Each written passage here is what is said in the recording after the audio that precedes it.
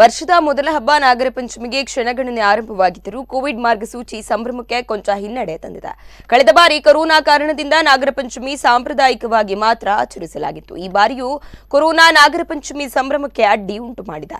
ಉಡುಪಿಯಲ್ಲಿ ಸದ್ಯ ರಾಜ್ಯದ ವಿವಿಧ ಭಾಗಗಳ ಹೂ ವ್ಯಾಪಾರಿಗಳು ನಗರದ ಬೀದಿ ಬದಿಗಳಲ್ಲಿ ಮಾರಾಟ ಆರಂಭಿಸಿದ್ದಾರೆ. ದಕ್ಷಿಣ ಕನ್ನಡ ಜಿಲ್ಲೆಯಲ್ಲಿ ಸಾರ್ವಜನಿಕ ನಾಗತನು ಸೇವೆಗಳಿಗೆ ನಿರ್ಬಂಧ ವಿಧಿಸಲಾಗಿದೆ. ಆದರೂ ಹೆಚ್ಚು ಜನ ಸೇರಿದಂತೆ ನಾಗರ ಪಂಚಮಿಯನ್ನು ಆಚರಿಸಬೇಕಿದೆ. ತುಳುನಾಡಿಗರಲ್ಲಿ ನಾಗರ ಪಂಚಮಿಗೆ ತಮ್ಮ ಕುಟುಂಬದ ಮೂಲ ಸ್ಥಾನಕ್ಕೆ ತೆರಳಿ ತನು ಸೇವೆ ಸಲ್ಲಿಸುವುದು ವಾಡಿಕೆ. ಆದರೆ ಗಡಿನಾಡಿಗರಿಗೆ ಈ ಬಾರಿಯೂ ನಾಗರ ಪಂಚಮಿಗೆ ತಮ್ಮ ಮೂಲ ನಾಗಸನ್ನಿಧಿಗೆ ತೆರಳಲು ಕಷ್ಟವಾಗಿದೆ.